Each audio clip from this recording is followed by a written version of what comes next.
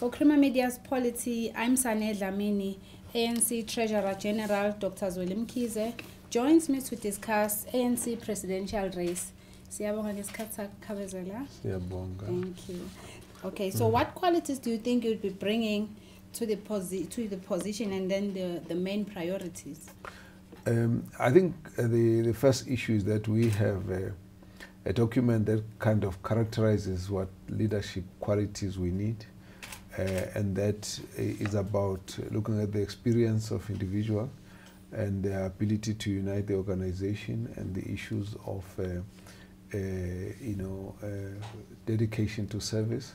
I think those have been fully spelled out by the organization. Probably what one would like to bring on the table is the experience of having worked in a very complex environment where there was need to build unity and also ensure that we work on creating efficiency in government. And I think those kinds of experiences have got lessons for us which can be very useful for any future role one plays. Some commentators are concerned that you might be President Jacob Zuma's plan B in the governing party's succession race if Dr. Dhlamini Zuma is not taking it in December. How would you respond to such criticism?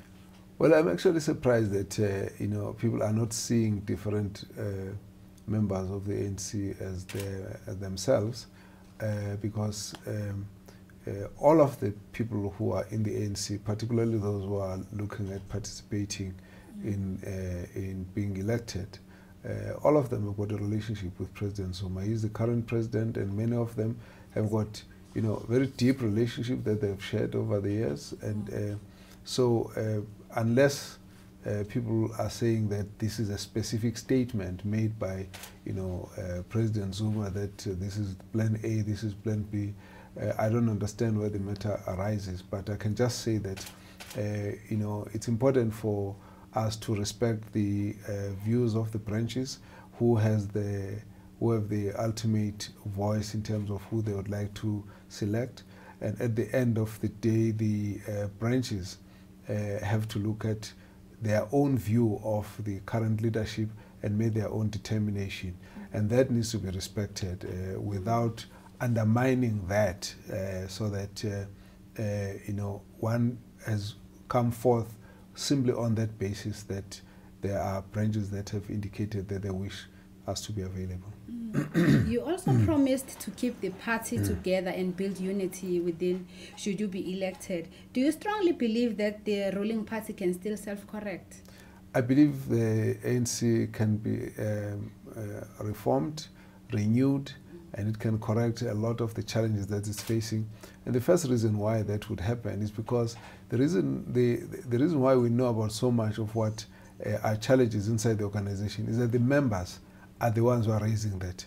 And they're simply saying that some of these are foreign tendencies that need to be corrected. And from that point of view, we must never underestimate the will, the desire, and the passion of the members of the ANC to see their organization being strengthened, being united, and that it is able to deal with the weaknesses that they have identified.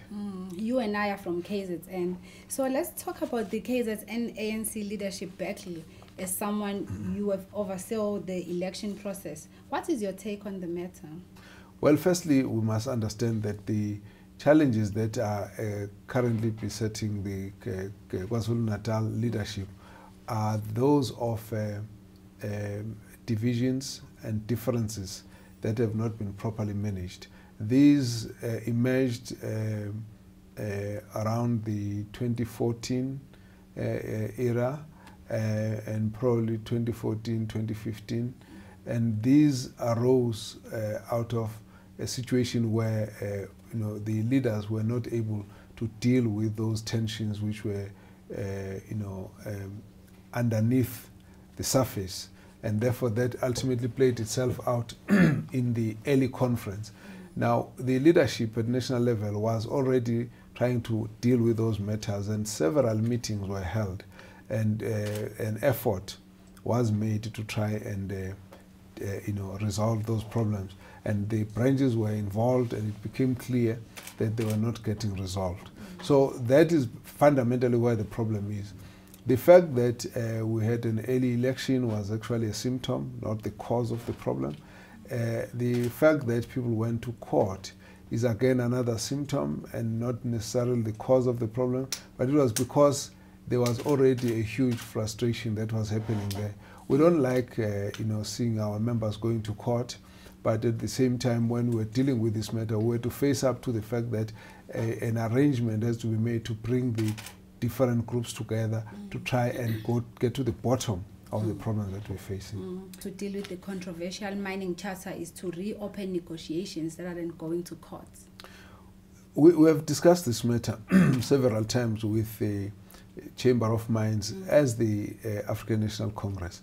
Firstly, we believe that because the previous charter was a product of a consultative process, that it is much better if those in the industry try to find some kind of consensus at certain levels within the framework of the program for transformation to get to a point where we can live together on certain provisions.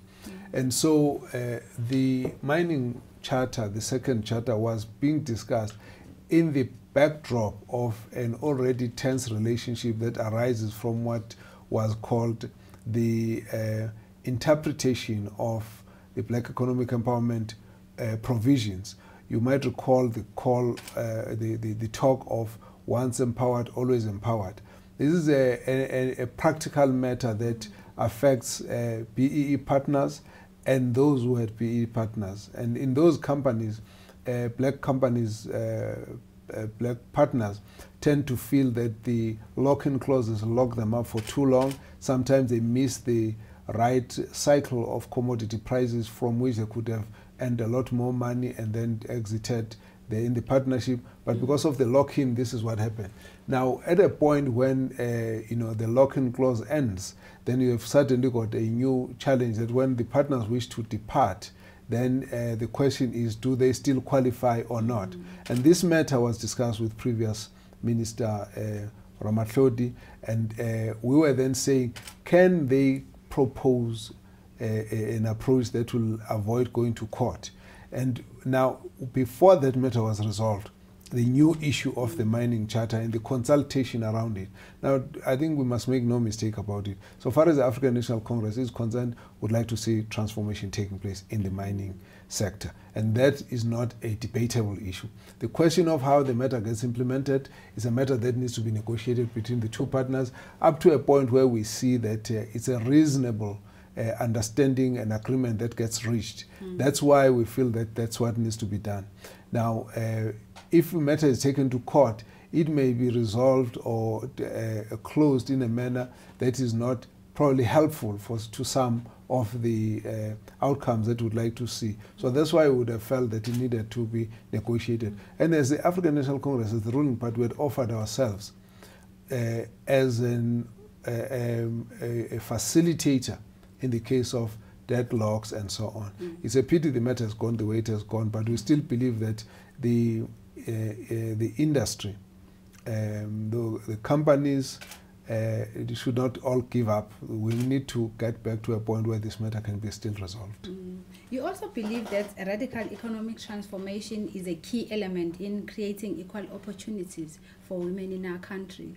Can you elaborate on that? Indeed. The issue of radical economic transformation arises from an evaluation of the African National Congress in a conference in 2012. The 53rd conference looked at the amount of progress that we've made, and we felt that the most outstanding issues related to inability to eliminate poverty, inequality, and unemployment. And we felt that it's important for us to look into the economy, and we felt as well that this economy needs to be stimulated to grow at a faster level, at a higher level than what it has been doing. And part of that is what the National Development Plan has stipulated, that we need a growth of more than 5% for us to be able to have an impact. But secondly, we also were concerned about the narrow base from which the economy is growing. this economy is almost the same structure that we'd inherited during the days of apartheid. And so to an extent, it feels very much that there's still a degree of exclusion that we need to resolve. So the involvement of black entrepreneurs, black industrialists, black technicians, black professionals in the ownership, in the management, in the running, has to be acknowledged. We have even seen that even in the boardroom, the Jack Hammer report in 2015 showed a decline in the board representation of the black, board members, executives at the different levels. And this basically is indicating to us that we have to do something to broaden the base within which the economy grows, so that instead of having few dominant banks, we should have many more, so that instead of having 2, 3, 4 major players in the retail sector, we have many, many more. If we're talking about those in the asset management sector, we need more in the auditing space. We need many more in the management of property and real estate. Instead of having 80% of the entire industry in the hands of 10%, we need more people to participate. And we believe there's space here for bringing in new entrepreneurs from the black communities who might have been excluded over the years. But at the same time, we need to make sure that the level of education, the skills level, the experience, all of these are actually are made to be more effective with skills transfer, technology transfer, and this is what makes a huge difference. And so we believe that women are amongst those priority sectors of society that need to be prioritized, and also small business development is an issue.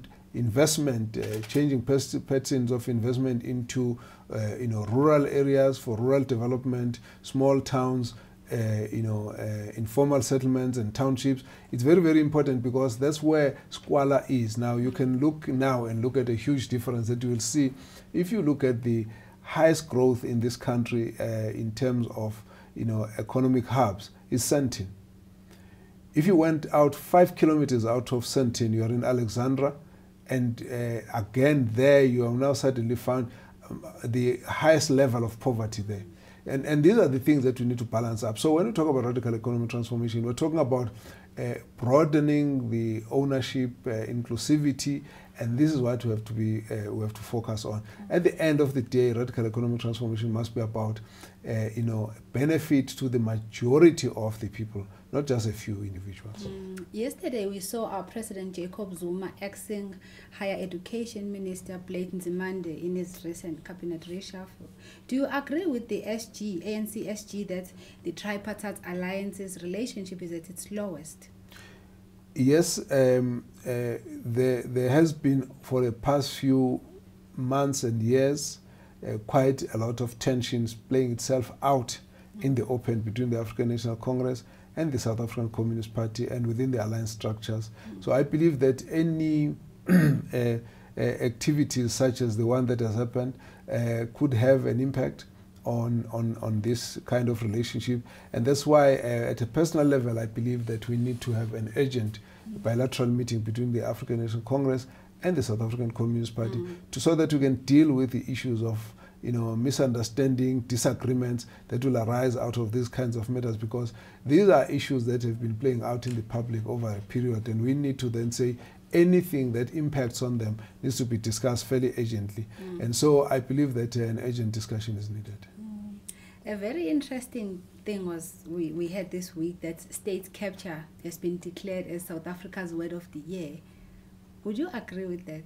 Well, I would imagine that it's a word that's been highly used in the past 2 to 3 years, and originating, of course, I think largely used in South Africa. And in that case, I think it's basically one of those situations where we need to learn a lot out of what experience we're going through. My view as well is that a commission of inquiry, if it could be expedited, it would help us to deal with this particular issue.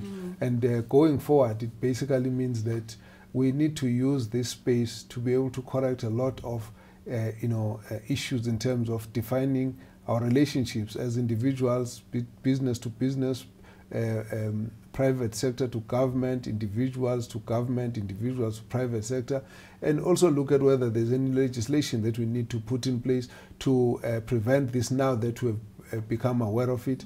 And all of these for us are the pains of growing in a democracy where we discover things that we have not been prepared to deal with. But at the end of the day, we cannot allow any form of capture. We also cannot allow any form of corruption. And lastly, do you think you are capable of eradicating the factional fallout which is pushing the party to the verge of implosion? I think it's possible. It is possible because the members of the African National Congress don't like factions. Of course, people have been sucked into a lot of this, but I also believe that, understanding the fact that we need everybody inside the ANC and understanding that the differences of views are not themselves a problem. What's important is to open up the engagement and make sure that we are able to discuss differences and manage them as we move forward. It's not possible to have a huge party like the ANC that does not have contradictions, especially because of its character, that it's a multi-class organization that carries interests of various class and strata in society. So it will always be in such a situation. And secondly, the ANC does not have an intention to get out of power, and therefore it's important to ensure that those who are put into the positions of power are not only well trained to be able to manage it effectively, but that they are also very strongly supervised and with strong incentives and disincentives for misconduct, that we emphasize on ethical leadership and ensure that when we deal with the issues of public service, that we are able to respond to public disapproval of the activities and misconduct of some of the individuals, not only to make sure that we maintain the confidence of our people, but also to keep the image of the organization as the organization that represents the views of our people, the confidence of our people, but also which is created of upright men and women whose task is serving community rather than self-interest. And I think if that message sinks and we are able to take actions to match it, then people will be able to have strong faith in the ANC and will also be able to deal with these kinds of instances. I've come from an environment where we were able to create, as Premier, we're able to create a very strong image of a clean government and a non-nonsense approach to corruption. And I think it's possible. I don't think people must give up on the African National Congress, and I don't think people must feel that we've gone beyond the point of no return. I think that the ANC can still be properly corrected, and it really is a very important